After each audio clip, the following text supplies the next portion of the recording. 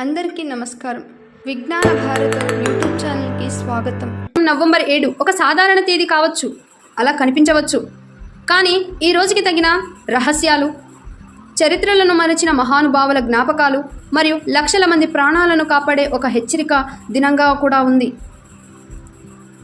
మీకు ఇవన్నీ తెలిసి ఉంటే మీరు నేటి వీడియోను తప్పకుండా చివరి వరకు చూడాలి.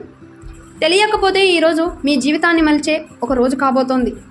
ఇది కేవలం ఒక రోజు కాదు, ఇది విద్యార్థుల గౌరవ దినం, శాస్త్రవేత్తల గౌరవ దినం, స్వాతంత్ర్య వీరుల వందన దినం, ఇంకా ప్రాణాలను కాపాడే అవగాహన దినం కూడా. ముందుగా మనం మాట్లాడబోయేది జాతీయ విద్యార్థుల దినంగా గుర్తించిన ఈ రోజును ఎందుకు జరుపుకుంటున్నారు, ఎందుకు నవంబర్ 7ని అది అధికారికంగా ప్రకటించలేదు అనుకోండి. కానీ కోట్లాది విద్యార్థుల మనసులోనే ఇది డాక్టర్ ఏపీజే అబ్దుల్ కలాం గారి ఆత్మస్ఫూర్తి నుంచి వచ్చిన రోజు. ఈరోజు మనలాంటి విద్యార్థులు కళలను ఆశీర్వదించే రోజు. ప్రతి కళ కష్టంతో, ప్రయాణంతో, వైఫల్యాలతో విజయం సాధించే శక్తితో నిండి ఉంటుంది. అంతేకాదు, ఇప్పుడు మనం చెప్పబోతున్నాం స్వాతంత్ర సమరంలో ఒక అగ్ని జ్వాలం లాంటి నాయకుడి దగ్గరకు. ఆయన పేరు బిపిన్ చంద్రపాల్.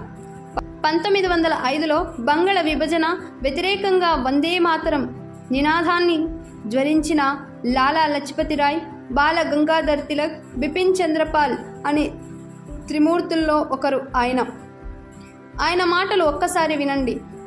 స్వాతంత్రం అనేది ఇస్తారు కాదు, సాధిస్తారు. ఈరోజు ఆయన పుట్టినరోజు. మనం ఇచ్చే గౌరవం, మనలోని భయాన్ని తొలగించే ధైర్యాన్ని మెలుకొల్పండి. నవంబర్ 7 మరో ఆశ్చర్య దినం. భారతదేశం తొలి శాస్త్ర నోబెల్ పురస్కార గ్రహీత సర్ సివి రామన్ గారి పుట్టినరోజు. రామన్ ఎఫెక్ట్ అనే కనుగొనడంతో ప్రపంచానికి భారత సామర్థ్యాన్ని చూపించిన మహామేధావి, శాస్త్రజ్ఞుల సమాజానికి ఒక ద్వీపం. ఇప్పుడు చివరిగానే కానీ ప్రాణాంతకమైన నిజం. ఇదే జాతీయ క్యాన్సర్ అవగాహన దినం కూడా. మీకు తెలుసా, ప్రతి 60 సెకండ్లకు ఒక భారతీయుడు క్యాన్సర్ బారిన పడుతున్నాడు. ఈ ఒక్కరోజే విద్యార్థుల శక్తిని గుర్తు చేస్తుంది, దేశానికి ప్రాణం పెట్టిన స్వాతంత్ర యోధుడిని స్మరింపజేస్తుంది, శాస్త్ర శిఖరాన్ని తాకి ప్రతిభను గుర్తు చేస్తుంది, మరియు మనకు జీవితం అమూల్యమని గుర్తు చేస్తుంది. నవంబర్ 7 ఒక స్ఫూర్తిగా, ఒక జీవన హెచ్చరికగా గుర్తు చేసుకోండి.